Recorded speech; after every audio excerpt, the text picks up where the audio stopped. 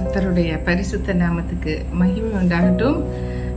இந்த நாளிலும் நம்ம ஒரு வசனத்தை பார்க்க போகிறோம். ஆண்டவர் கொடுத்த ஒரு அருமையான வசனம் பாருங்க. 2 சாமுவேலின் புஸ்தகம் 19ஆம் அதிகாரம் வசனம் 38. அதில் நடுப்பகுதியில் இருக்குது இந்த வசனம், கடைசி பகுதியில் இருக்கு.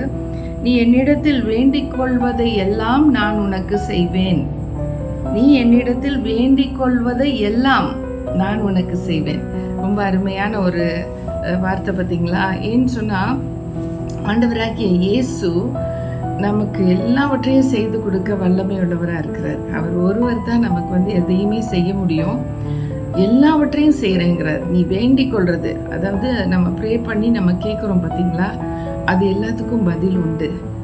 வேதத்தில் 62வது சங்கீதத்தில் அவரை பற்றி என்ன போட்டிருக்குன்னா, ஜெபத்தை கேட்கிறவரே. அப்போ ஜெபத்தை கேட்டுட்டு அவர் அமைதியாக இருக்க மாட்டார். அவர் அந்த ஜெபத்துக்கு பதில் கொடுப்பார். அந்த ஜெபத்துக்கு பதில் கிடைக்கும் பொழுது நமக்கு பயங்கர சந்தோஷமாக இருக்கும். ஏன்னா நம்ம வேண்டிக் கொண்டதை கர்த்தர் நமக்கு செஞ்சு கொடுத்தாருன்னு சொல்லி. He's a promise keeper. அவர் எப்போதும் ஏதான ஒரு வாக்கு கொடுத்தாருன்னா அந்த வாக்கை மீறவே மாட்டார். வேதத்தில் 3000க்கு மேலே வாக்கு தத்தங்கள் இருக்குது. நீ பயப்படாத, நான் உன்னோட இருக்கேன், நான் உனக்கு துணை நிற்கிறேன், நீ உன்னை வாழாக்காம தலையாக்குவேன், உன்னை விட்டு நான் விலகவும் மாட்டேன், கைவிட மாட்டேன், நீ கலங்காதே, திகையாதே, நான் உன் தேவன், நான் உன்னோடு இருந்து உனக்கு செய்கிற காரியங்கள் பயங்கரமாக இருக்கும். இப்படிலாம் நிறைய வாக்கு தத்தங்கள் இருக்கு பாருங்க. இதையெல்லாம் ஆண்டவர் நமக்காக தான் வச்சிருக்கிறார். நம்ம விசுவாசிச்சு ஆண்டவரால் செய்யக்கூடாதது ஒன்றுமே இல்லை. நான் நிச்சயமாக ஆண்டவரை நோக்கி பார்த்து அவரிடத்துல நான் ஜெபம் பண்ணுவேன். அவர் என் விண்ணப்பத்தை கேட்டு எனக்கு நிச்சயமான பதில் கொடுப்பாரு அப்படிங்கிற நம்பிக்கையோட நம்ம செஞ்சா நமக்கு நிச்சயமா கிடைக்கும். கர்த்தருடைய ஆவியானவர் எங்கேயோ அங்கே விடுதலை உண்டு. நம்மளுடைய ஆவியானவர் நமக்குள்ளதான் இருக்கார். ஆண்டவர் இன்னும் ஒரு இடத்துல யோவான் 14:14 என்ன சொல்றாருன்னா, நீ என்னுடைய நாமத்தினால எதை கேட்டாலும் தருவேன்னு சொல்றாரு. இன்னைக்கு யாருக்கெல்லாம் இப்படி கொடுப்பாரு? எல்லாருக்குமே கொடுப்பாரா? கொடுப்பாரு. விசேஷித்தவர்கள்னு இருக்காங்க ஒரு கூட்டத்தார். அவங்க யாருன்னா, இயேசுடைய இரத்தத்தால கழுவப்பட்டவர்கள். இயேசுவின் இரத்தத்தால கழுவப்பட்ட எனக்கு இந்த உத்தரவாதம் இருக்கு, எனக்கு இந்த ப்ராமிஸ் இருக்கு, எதை கேட்டாலும் அவர் எனக்கு தருவாரு. அப்போ அது மாதிரி இருக்கக்கூடியவங்க எல்லாரும் உலகத்தில் எத்தனை பேர் இயேசுவின் இரத்தத்தால் கழுவப்பட்டாங்களோ அவங்க சொந்த பிள்ளையாகும்படி அவரை ஏற்றுக்கொண்டார். இதை நீங்கள் யோவான் 1:12 பார்க்கலாம்.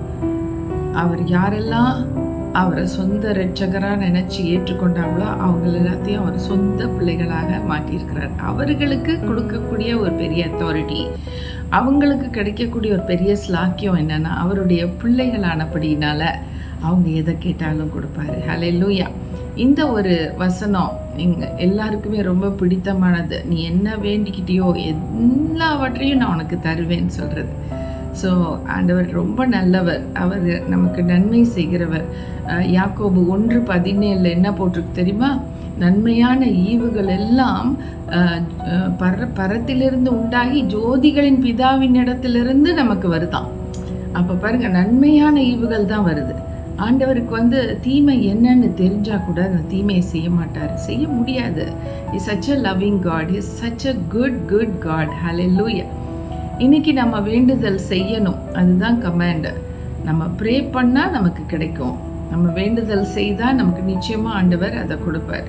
ஒரு குழந்தை கூட பாருங்களேன், அது அழுதாதான் அந்த தாய் பால் கொடுக்குறா.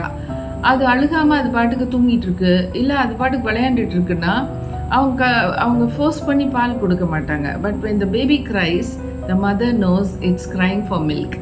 அப்போ தான் அவங்க பால் கொடுப்பாங்க. இன்னைக்கு நம்ம ஆண்டவர் இடத்துல கேட்டாதான் கிடைக்கும்.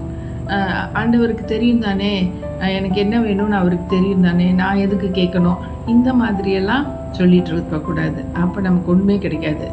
ஆனால் கேட்க ஆரம்பித்தோன்னா ஆண்டவர் எதை வேணாலும் கொடுப்பார். எப்படின்னா, இல்லாதவைகளை இருக்கிறது போல் அழைக்கிறவர். இந்த உலகத்தில் ஒரு பொருள் இல்லைன்னு வச்சுக்கோங்க, அந்த பொருள் என்னன்னு கண்டுபிடிச்சி அதை கேட்டால் கூட அவர் உங்களுக்காகவும் எனக்காகவும் எடுத்துகிட்டு வருவார், கொடுப்பார். அப்படி உள்ள தெய்வம் தான் இயேசு கிறிஸ்து. இந்த நாளில் உங்களை வாழ்த்துக்கிறேன், ஆசீர்வதிக்கிறேன். இந்த வசனத்தின்படி நம்ம நிறையா கேட்போம், ஆண்டவர் கொடுக்க வேண்டிய நேரம் வரும்போது கட்டாயமாக கொடுப்பாரு. ஏன் ஆண்டவரே எனக்கு கொடுக்கல, ஏன் இவ்வளோ நாள் நான் ஜெபம் பண்ணியும் கொடுக்கல அப்படின்னு சொல்லி ஆண்டவர்கிட்ட ஏன்னு கேட்காம ஆண்டவர் கொடுக்குற டைமில் கரெக்டாக கொடுப்பாரு அப்படின்னு சொன்னால் நிச்சயமாக கிடைக்கும். ஒரு நாளைக்கு எனக்கு ஒரு 20,000 ருபீஸ் நான் ஒருத்தவங்களுக்கு கொடுக்க வேண்டிய ஒரு சூழ்நிலை வந்தது. அப்போ என்கிட்ட அந்த காசு இல்லை. நான் ஆண்டவர்கிட்ட சொன்னேன், ஆண்டவரே எனக்கு இந்த ரூபா கிடைக்கணுமே, அவங்க நாளைக்கு நிற்பாங்க, நான் என்ன செய்யட்டும், பேங்க்லேயும் அந்த அமௌண்ட் இல்லை.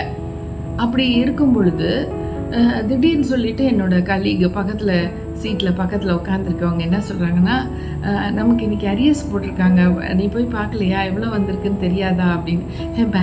பேங்க்குக்கு போகவே இல்லை, எனக்கு தெரியாது அப்படின்னு சொன்னேன். கரெக்டாக பார்த்தீங்கன்னா நான் போய் அக்கௌண்ட்டில் பார்க்குறேன் 20,000 இருக்குது. கரெக்டாக இருக்குது. வேண்டிய அமௌண்ட் எதுவோ அதை அப்படியே கொடுப்பாரு, அந்த நேரத்தில் கொடுத்துருவாரு, கரெக்டாக கொடுப்பாரு. அப்படி உள்ள தெய்வம் தான் நம்ம இயேசு கிறிஸ்து. கர்த்தருக்கு மகிமை உண்டாகட்டும். நாம் ஜெபிக்கலாமா? நல்ல ஆண்டவரே, இந்த வேலையிலும் அப்பா உடைய சமூகத்திலே எங்களை அர்ப்பணிக்கிறோம். தேவரீர் அப்பா, நீ நினைத்தது தடைப்படாது.